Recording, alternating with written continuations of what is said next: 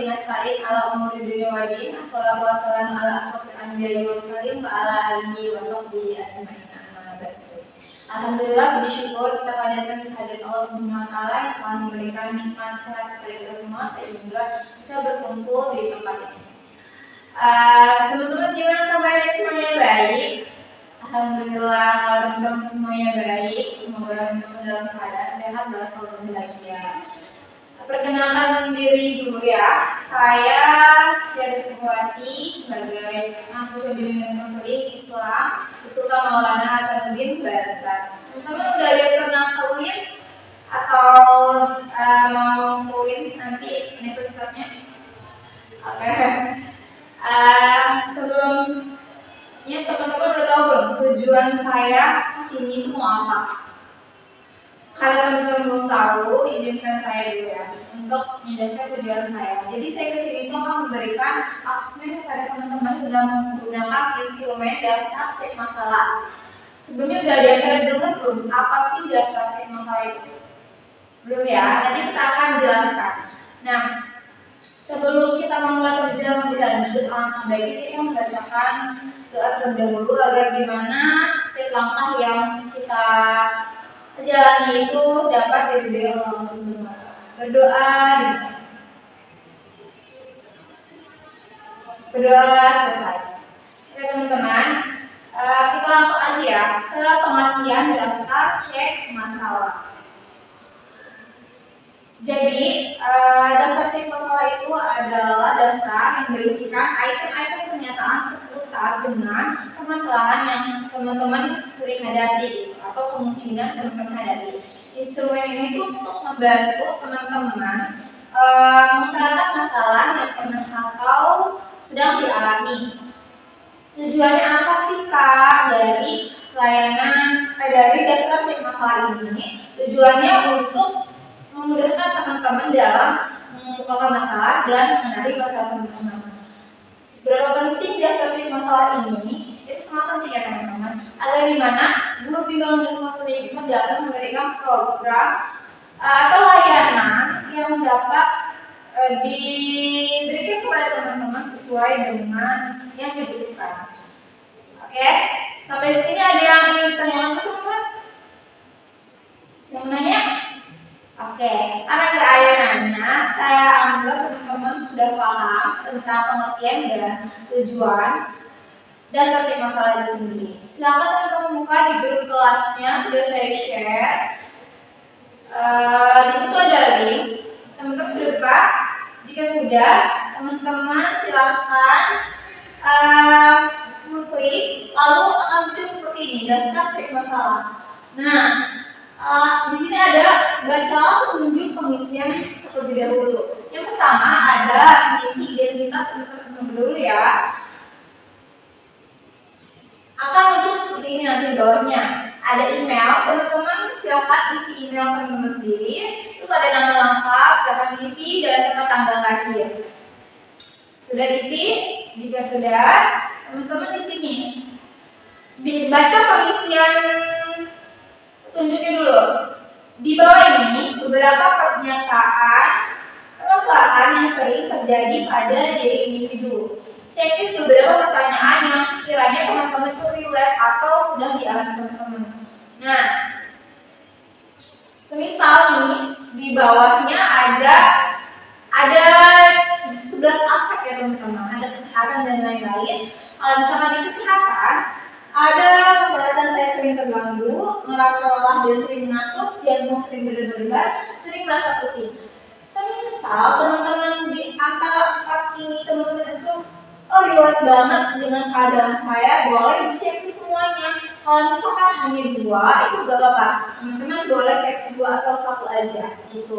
Sampai di sini teman-teman petunjuk pengisiannya ada yang ingin ditanyakan?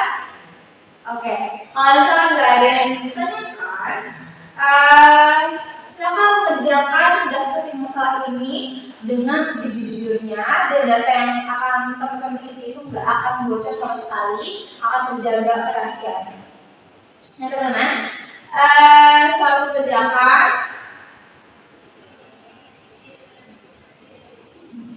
Oke, saya cek ya teman-teman.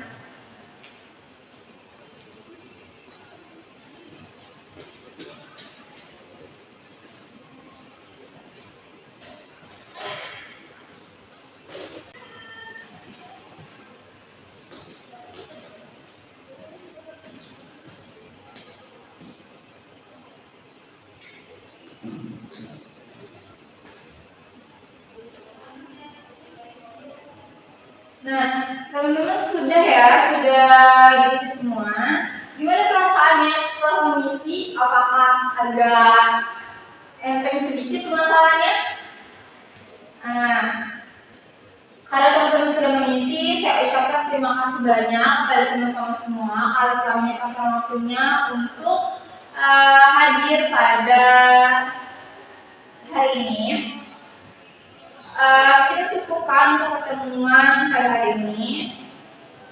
Nanti kita akan bertemu lagi di minggu depan. Saya akan mengolah data dari hasil yang teman-teman isi, daftar cek masalahnya. Nanti saya akan mengolah datanya dan akan menjelaskannya kepada teman-teman, serta saya akan memberikan program yang akan ditawarkan oleh teman-teman. Kurang lebihnya mohon maaf, terima kasih, saya ucapkan kembali. Wabillahi taufiq wal hidayah. Wassalamualaikum warahmatullahi wabarakatuh.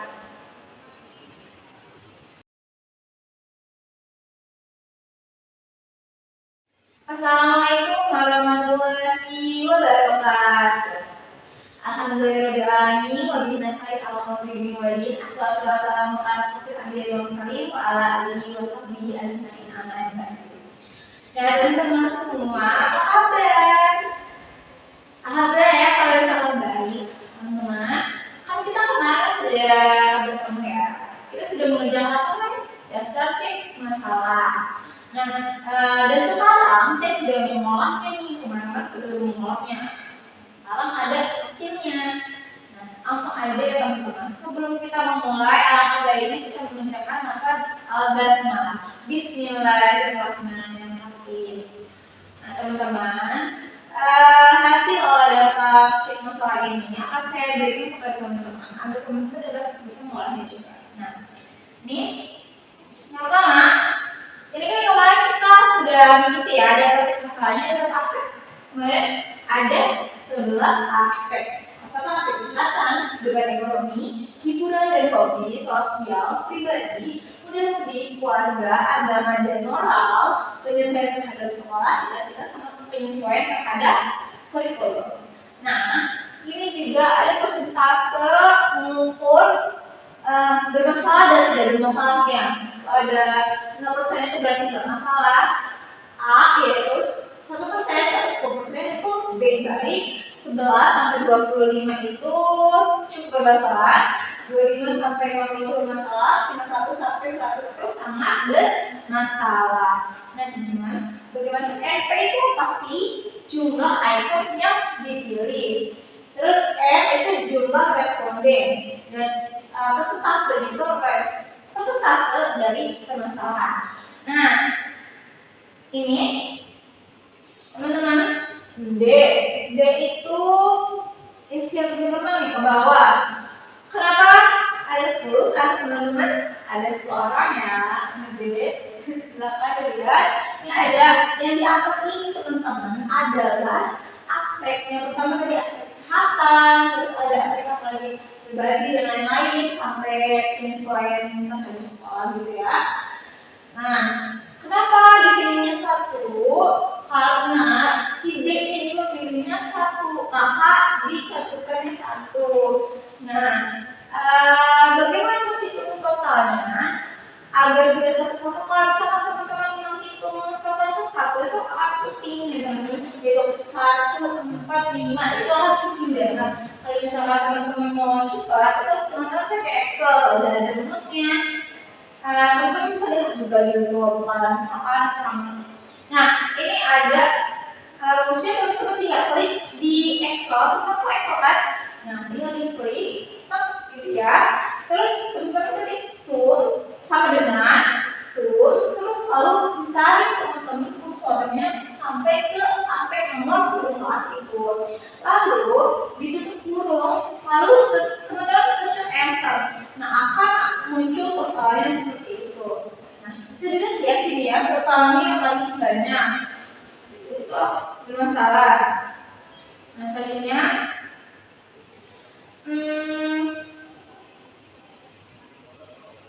ada aspek kesehatan, contohnya yang saya jadikan pedoman dalam membuat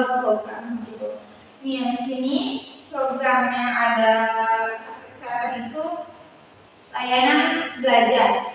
Kenapa saya memilih layanan belajar? Karena di sini teman-teman banyaknya dari 10 orang ini, dari kelas 10 punya ini ada 8 yang memilih nomor 2. Di mana nomor 2 itu saya merasa lelah dan sering mengantuk. Maka akan ditawarkan dari aspek ini, yaitu ini. Bidang layanan programnya adalah layanan belajar. Terus tujuannya untuk memahami teman-teman pentingnya menjaga kesehatan diri. Terus komponen layanan ada layanan dasar, terus ada strategi layanan yang ada bimbingan klasikal, materinya itu menjaga pola hidup sehat. Metodenya akan diberikan dengan seminar atau talk show. Medianya ada laptop, terus ada proyektor, ada PowerPoint. Sasarannya ya teman-teman semua yang bisa cek masalah yang kemarin itu. Evaluasinya dapat menjaga kesehatan diri, yaitu evaluasi hasil ya, berarti ya hasil yang dilihat teman-teman. Di sini banyak program yang akan ditawarkan oleh teman-teman. Itu dapat memilih secara ekonomi juga ada, terus juga ada 3 teman-teman. Bidang layanan itu layanan belajar, pribadi dan layanan sosial. Di sini ada layanan belajar, ada di atas tadi ini ada layanan pribadi, lalu ini ada layanan sosial. Nah selanjutnya teman-teman, saya akan memberikan juga nih program tahunan. Program tahunan ini komponen layanannya ada layanan dasar, layanan peminatan dan perencanaan individu. Kenapa cuma sedikit doang Pak? Gitu. Karena saya melihat di sini ada sini aspek yang paling bermasalah. Berarti D itu 48%. Berarti apa D? Bermasalah. Kalau misalkan D di keluarga itu sama juga D, berarti saya akan memberikan tadi yang pribadi di sini.